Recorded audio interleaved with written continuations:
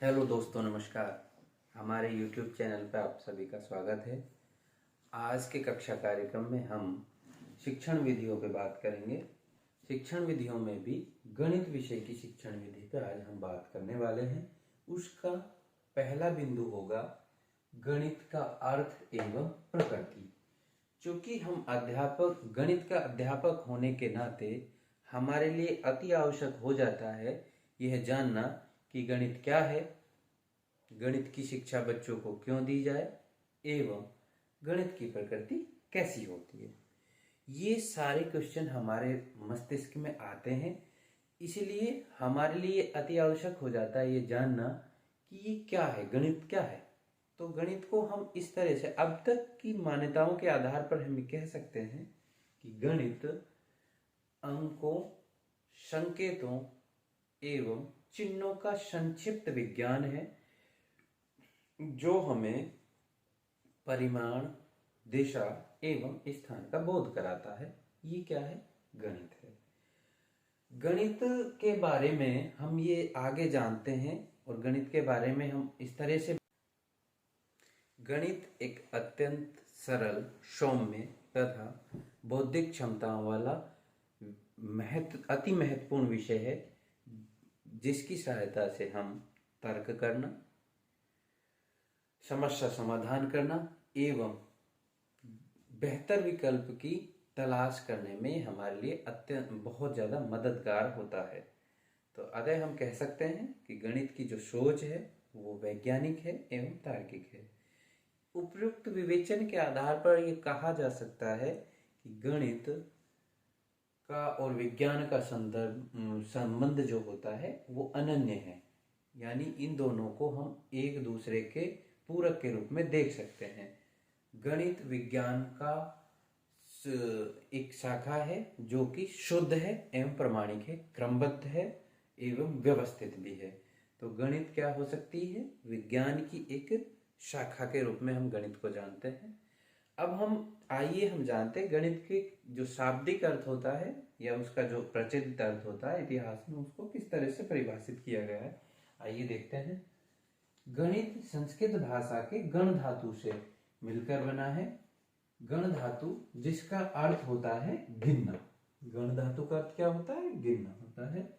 गणित को अंग्रेजी शब्द मैथमेटिक्स से प्रदर्शित करते हैं। मैथमेटिक्स जो शब्द है वो यूनानी भाषा के मैथमेटा से बना है, यानी जो गणित है वो अंग्रेजी भाषा के किस शब्द की उत्पत्ति है, किस शब्द के द्वारा दर्शाया जाता है?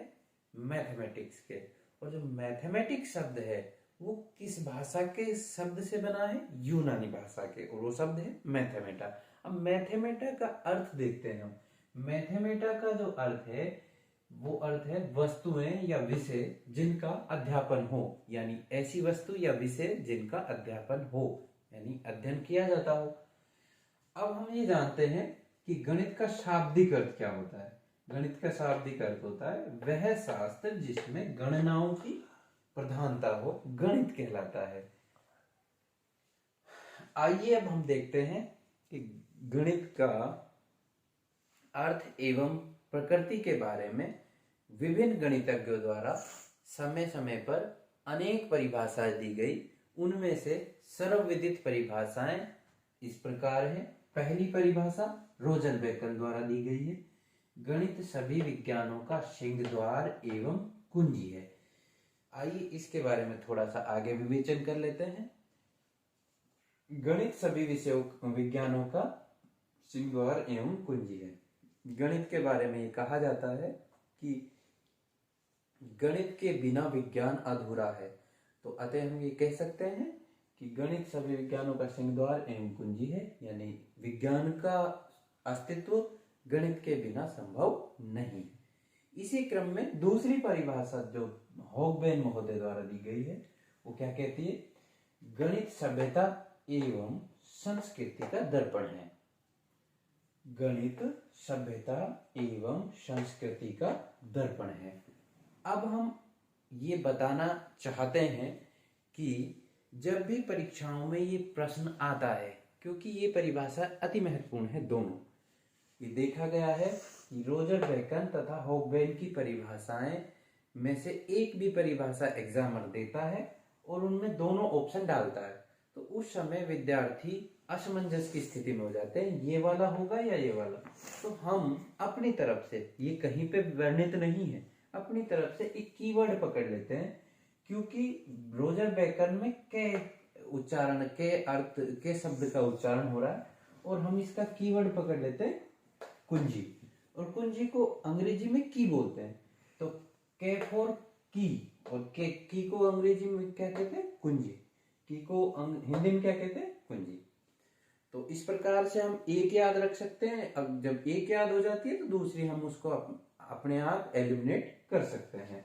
तो रोजर बेकन द्वारा की परिभाषा, जो दी गई परिभाषा है, उसमें ये बताया गया गणित सभी विज्ञानों का सिंहद्वार एवं कुंजी है। तो ये परिभाषा हम रोजर बेकन से कुंजी शब्द को, जो कीवर्ड है, उसको पकड़ के हम इसको अलग कर सकते हैं। जबकि हॉकबेन हमें क्या बताता है, गणित सभ्यता एवं संस्कृति के दर्पण है। आइए अब हम महत्वपूर्ण परिभाषाओं के बारे में, तीसरी परिभाषा जो कांट महोदय द्वारा प्रस्तुत की गई है, उस परिभाषा में क्या बताया गया है। प्राकृतिक विज्ञान तब तक ही विज्ञान है जब तक कि यह गणितीय है।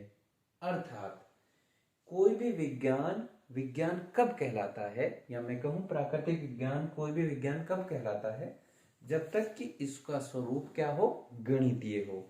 यदि उसका स्वरूप गणितीय नहीं है तो वो विज्ञान नहीं कहलाता। इसकी गणितज्ञ हुए थे लोक ने दिया, गणित वह मार्ग है जिसके द्वारा बच्चों के मन या मस्तिष्क में तर्क करने की आदत हो जाती है। यानी गणित के माध्यम में, गणित के अध्ययन के माध्यम से बालक तर्क करना सीख जाते हैं। अगली परिभाषा है पांचवी, गैलीलियो वो महान गणितज्ञ थे, ये भूगोल शास्त्री भी थे। इन्होंने भूगोलवेत्ता, इन्होंने बताया था, गैलीलियो ने बताया कि गणित को एक भाषा के रूप में परिभाषित कर दिया इन्होंने, कि ये ऐसी भाषा है जिसमें परमेश्वर ने संपूर्ण जगत या ब्रह्मांड को लिख दिया है। इसी क्रम में अगली परिभाषा जो दी है वो दी है बेंजामिन पियर्स ने। गणित ऐसा विज्ञान है जिसमें आवश्यक निष्कर्ष निकाले जाते हैं। ये परिभाषा किन्होंने दी है, बेंजामिन पियर्स ने। इसके अलावा यंग महोदय ने भी एक परिभाषा दी है, यंग कहते हैं, यूं कहते हैं। यंग महोदय ने, यदि विज्ञान का आधार स्तंभ हटा दिया जाए तो संपूर्ण भौतिक सभ्यता निसंदेह नष्ट हो जाएगी। ये बात यंग महोदय बताता है। अगली परिभाषा बर्नार्ड शॉ ने दी है, तार्किक चिंतन के लिए गणित एक शक्तिशाली साधन है। यानी लॉजिकल पावर अगर आपको रखनी है तो उसके लिए गणित जो है वो एसेंशियल है, आवश्यक है। ये कौन बात बता रहा है, बर्नार्ड शॉ। बर्नार्ड शॉ कहते हैं कि तार्किक चिंतन के लिए गणित एक शक्तिशाली साधन है। अगली परिभाषा जो है वेदांग ज्योतिष है। वेदांग ज्योतिष क्या कहता है कि जिस रूप में मयूर यानी मोर के सिर पर मुकुट शोभायमान होता है तथा सर्पों के सिर पर, सर्प अर्थात सांप के सिर पर मणियां, वही सर्वोच्च स्थान वेदांग विज्ञान में गणित का है। यानी वेदांग ज्योतिष ने गणित की महत्व को बताया कि वेदांग में गणित का जो विज्ञान में जो स्थान है वो सर्वोपरि है। इसके अलावा 10वीं परिभाषा है आइंस्टीन ने। गणित क्या है, आइंस्टीन महोदय कहते हैं, गणित, आइंस्टीन के बारे में आप जानते ही, मशहूर भौतिक शास्त्री थे, भौतिकविद भी कह सकते हैं।